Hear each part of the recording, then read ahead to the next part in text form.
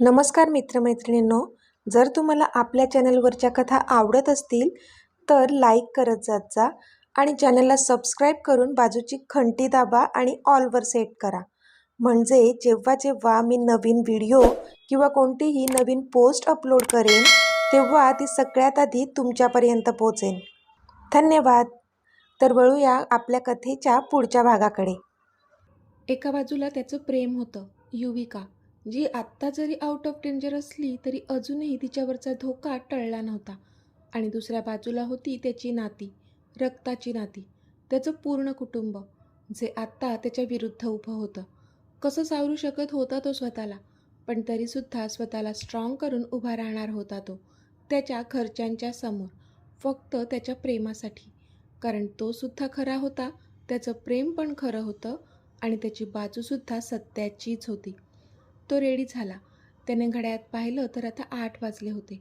तो पटकन रेडी झाला आणि हॉस्पिटलला जाण्यासाठी निघाला. स्टेअर उतरून खाली येतच होता की त्याने पाहिलं लिव्हिंग रूममध्ये सगळेच जण बसले होते. तशी वेगाने धावणारी पावलं त्याची थोडी स्लो झाली. त्याने एकदा त्यांच्याकडे पाहिलं आणि पुन्हा त्यांना इग्नोर करून तो सरळ दरवाजाच्या दिशेने गेला.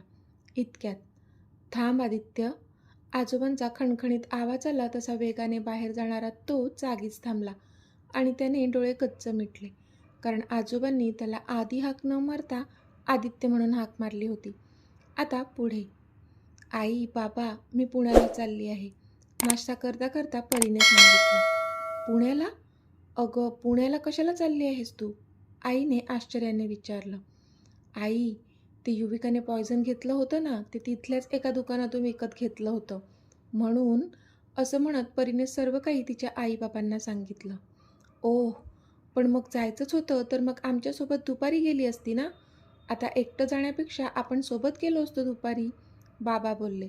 पण त्यावर मात्र तिला ठसकाच लागला, कारण ती एकटी कुठे जाणार होती. "अगं हळू, हे घे, पाणी पी," आई तिच्या पाठीवर रब करत बोलली. "बाबा, आई, मी एकटी नाही जात आहे," ती बोलली.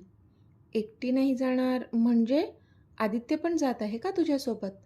आईने विचारलं. पण तिने मात्र त्यावर एक औंढा गिळला. "बाबा, ते मी आधीचा मित्र आहे ना, रियांश, त्याच्यासोबत चालली आहे," ती एक एक शब्द जुळवून बोलली. पण ते बोलताना पण तिला घाम फुटला होता. पण इथे तिचं ऐकून मात्र बाबांच्या भुवया वर गेल्या. "रियांश म्हणजे रियांश रहेजाच ना, जो आपल्या घरी थांबला होता?" बाबांनी विचारलं तशी तिने घाबरतच होमध्ये मान हलवली. "पण त्याच्यासोबत तू का जात आहेस? आय मीन, तुम्ही तर कालच एकमेकांना भेटलात ना?" बाबांना अजूनही प्रश्न होताच, पण त्यावर पुन्हा तिने डोळे कच्च मिटले. भीती तर वाटतच होती तिला, की कदाचित आपलं भांडं आत्ताच फुटेल की काय. "हो बाबा, आम्ही नाही ओळखत एकमेकांना. पण तो आधीचा बेस्ट फ्रेंड आहे आणि लवकरात लवकर त्या पॉयझनचं काय सत्य आहे ते शोधून काढायचंच आहे. तोपर्यंत युवीच्या तब्येतीचा प्रोग्रेस कळणार नाही आणि तिच्यावर असलेला धोका पण टळणार नाही. म्हणून आधीने रियांशला रिक्वेस्ट केली, कारण तो आता युवीला सोडून जाऊ शकत नव्हता. आणि मी पण त्याच्यासोबत जाण्यासाठी हो सांगितलं, कारण पुण्याचं मला जास्त माहीत आहे ना. आणि असंही युवीसाठी मी काहीही करू शकते, तुम्हाला माहीत आहे ते," परी बोलली.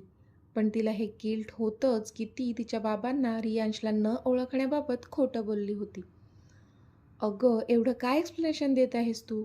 इट्स ओके, जा तू," बाबा एकदम रिलॅक्स होत बोलले. तसं तिच्या चेहऱ्यावर मात्र आश्चर्य पसरलं. "खरंच जाऊ ना मी?" तिने पुन्हा विचारलं. "हो जा," बाबा हसून बोलले.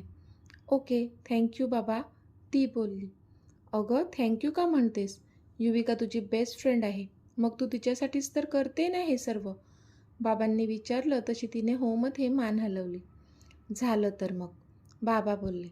"पण तुम्ही?" तिने विचारलं. "अगं, आमची काळजी नको करूस, आम्ही दुपारी इथून निघून जाऊ. दुपारच्या ट्रेनची तिकीट्स आहेत आमची," बाबा बोलले. "ओके, चालेल, मी निघते मग, आणि तिथून आल्यानंतर हॉस्पिटलला जाईन मी, ओके?" ती बोलली. "ओके," बाबा बोलले. "येते मी, बाय." ती दोघांनाही मिठी मारून बोलली आणि बाहेर निघून गेली. जशी ती बाहेर निघून गेली, बाबा आणि आई एकमेकांकडे पाहू लागले आणि मग दोघेही एकत्रच हसू लागले. अहो, मला तर वाटतंय कदाचित देवाच्या मनात पण हेच आहे, जे आपल्या मनात आहे, आई हसून बोलली.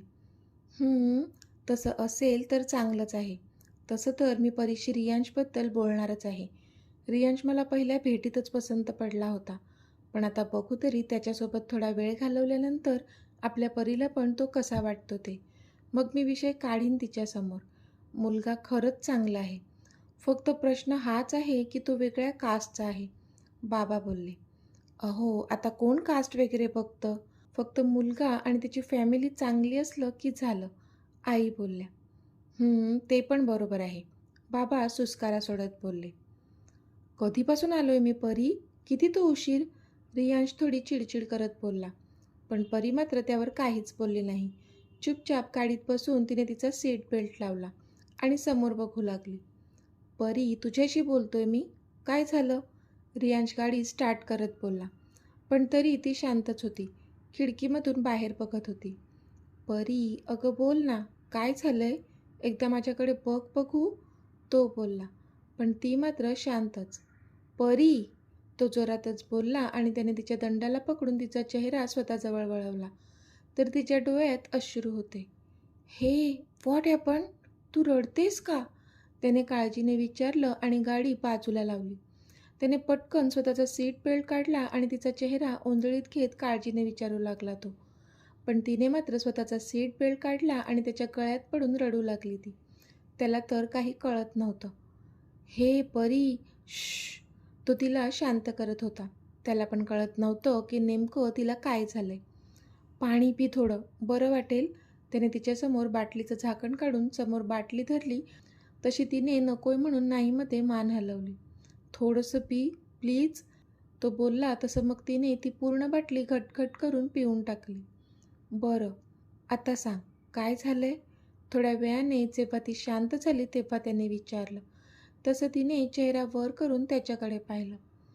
ऋषी, आज पहिल्यांदा मी बाबांशी खोटं बोलले, ती बोलली. तिला पुन्हा हुंदका आला होता. खोटं बोललीस? कशाबद्दल? त्याने विचारलं.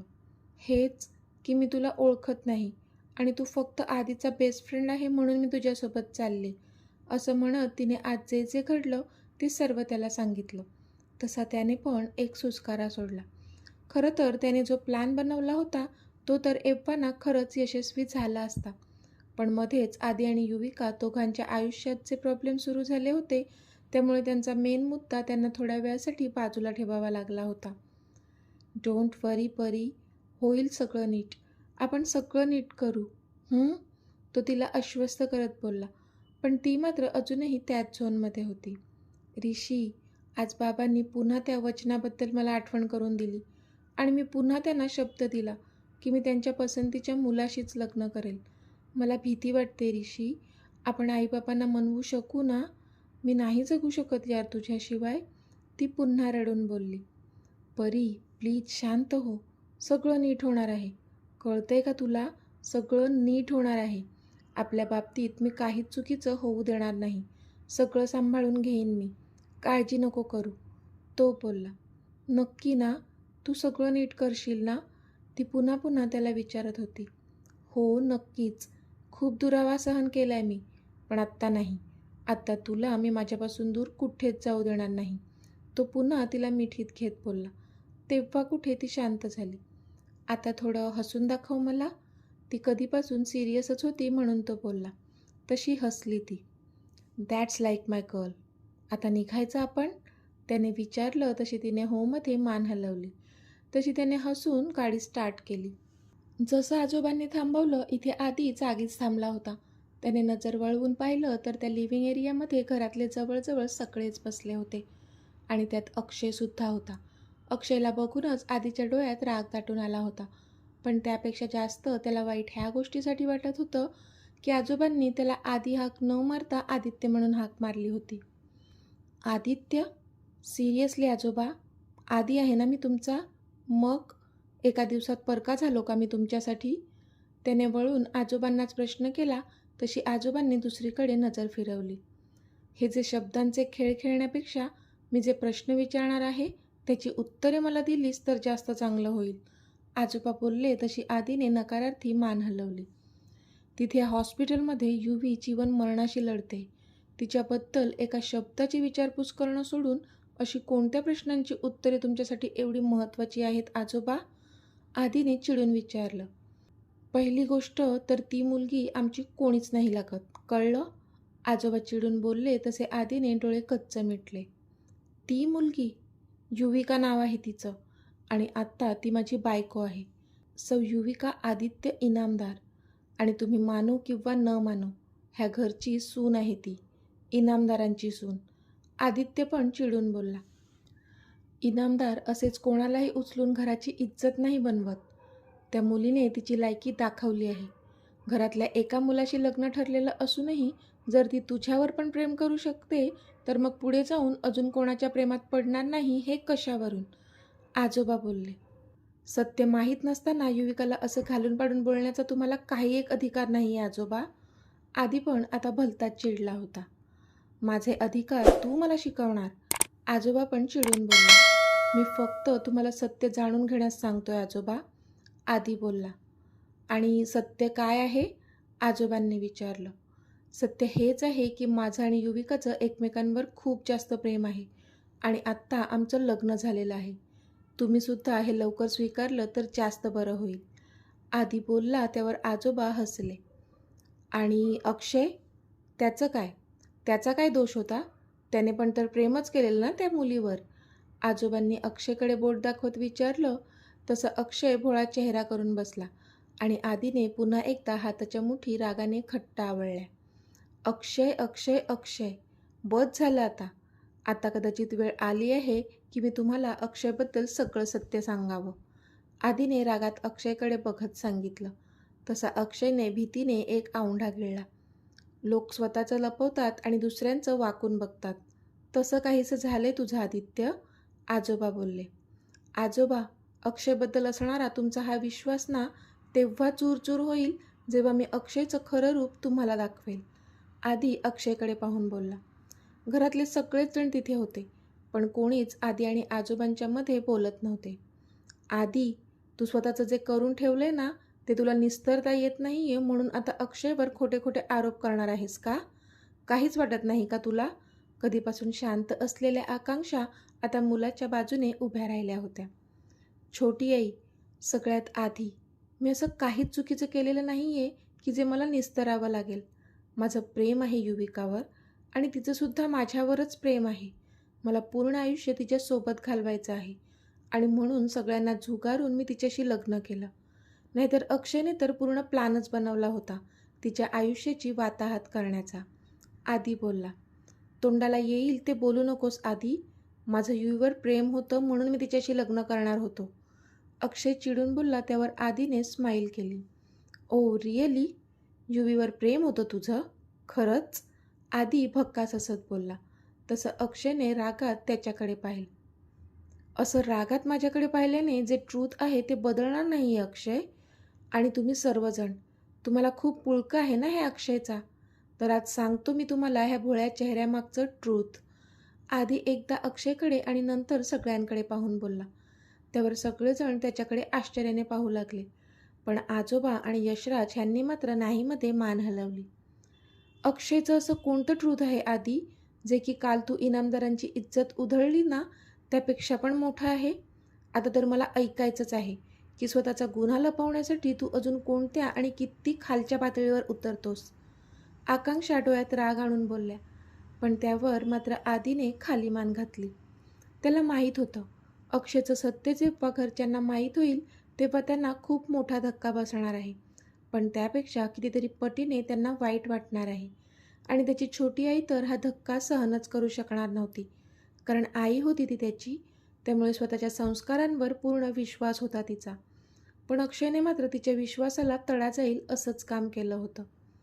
छोटी आई, मला माहीत आहे तुझा आता जास्त राग आहे माझ्यावर, पण ट्रस्ट मी आता जे पण काही बोलणार आहे ते खरंच बोलणार आहे, जे ऐकून तुला खूप वाईट वाटेल, पण तुला दुखवण्याचा माझा अजिबात हेतू नाही आहे. किंबहुना मी ही गोष्ट सांगणारच नव्हतो, कारण मला तुम्हा कोणालाच हर्ट करायचं नव्हतं, म्हणून इतके दिवस मी गप्प होतो. पण आत्ता मला ते सत्य सांगावंच लागेल. कारण आता प्रश्न माझ्या अस्तित्वाचा आहे, माझ्या प्रेमाचा आहे आणि सगळ्यात महत्त्वाचं माझ्या बायकोच्या प्रामाणिकपणावर उठवलेल्या त्या प्रत्येक प्रश्नाचा आहे. आदी बोलला. आदी, जे बोलायचं आहे ते पटकन बोल. हे तुझे कोडे ऐकायला आमच्या कोणाकडेच अजिबात वेळ नाही आहे. आकांक्षा चिडून बोलल्या. तसा त्याने एक सुस्कारा सोडला. अक्षय पण डोळ्यात भीती आणून सगळं ऐकत होता. ठीक आहे, सांगतो मी सगळं. ऐका तर मग. आदी बोलला आणि त्याने अक्षयचं सत्य सांगायला सुरुवात केली. सगळ्यात पहिली आणि महत्त्वाची गोष्ट, युविकाचं अक्षयवर प्रेम नव्हतंच मुळी. तिला तर फक्त तिचा लहानपणीचा मित्र आवडत होता आणि त्या आवडीलाच ती प्रेम समजत होती. म्हणून जेव्हा तिच्या आईने अक्षयशी लग्नाबद्दल विचारलं तेव्हा तिने कसलाच विचार न करता हो म्हणून टाकलं. कारण हेच की तिला वाटत होतं की अक्षयवर तिचं प्रेम आहे. तिचं प्रेम फक्त माझ्यावरच होतं, जे की कॉलेजमध्ये असताना जेव्हा तिने मला पहिल्यांदा पाहिलं होतं तेव्हाच झालं होतं तिला. आणि राहिला अक्षयचा प्रश्न, तर अक्षयचं कधीच युविकावर प्रेम नव्हतं. त्याने युविकाशी लग्न करण्याचा निर्णय फक्त आणि फक्त छोटी आईमुळेच घेतला होता. छोटी आईला युविकाला अक्षयची बायको बनवून ह्या घरात आणायचं होतं. युविका अगदी लहान असल्यापासून तिथे स्वप्न बघत होती. म्हणून तिने सांगितलं होतं की युविकाशी लग्न झालं तरच अक्षयला हॉस्पिटलची ऑनरशिप देतील. आणि फक्त त्याच एका कारणामुळे अक्षयने युवीशी लग्न करण्याचा निर्णय घेतला होता. आदी बोलला तसं आकांक्षाने डोळे मोठे करून तोंडावर हात ठेवला. हो छोटी आई, हेच खरं आहे.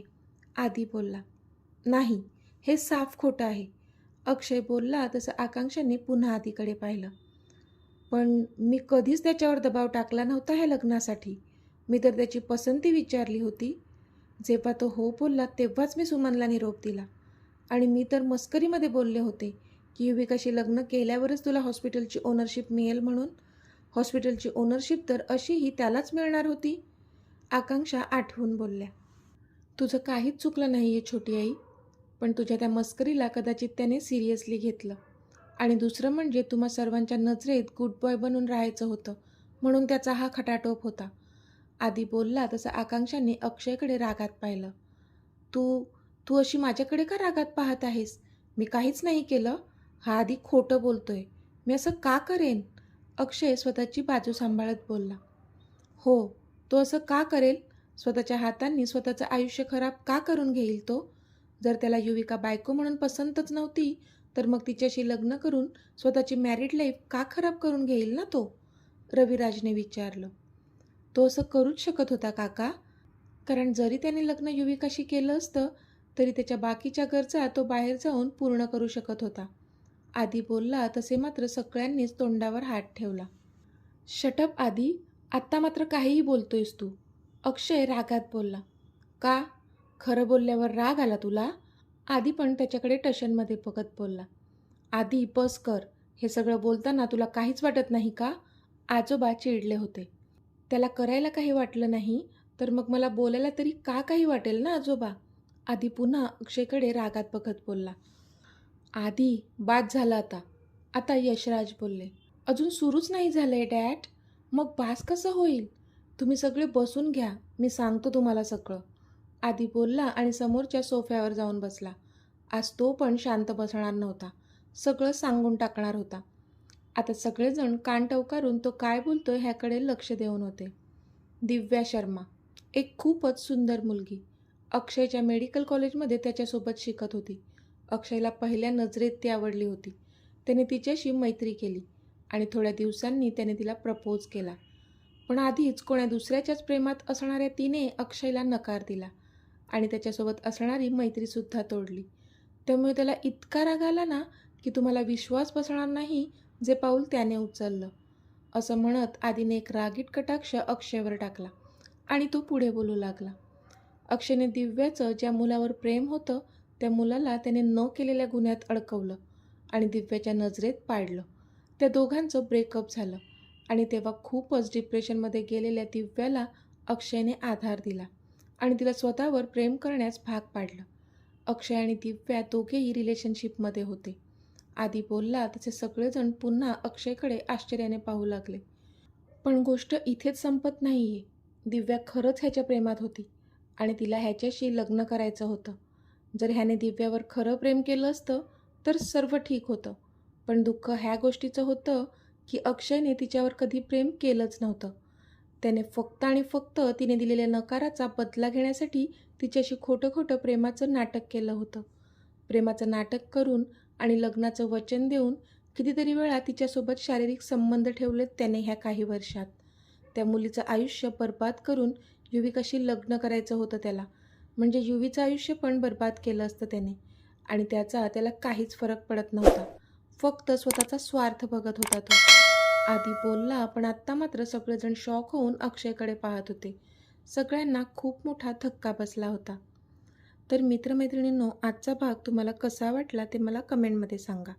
आणि जर आवडला असेल तर व्हिडिओला लाईक करा, शेअर करा आणि चॅनलला सबस्क्राईब करून बाजूची घंटी नक्की दाबा. चला तर भेटूया आपल्या पुढच्या भागात. तोपर्यंत धन्यवाद.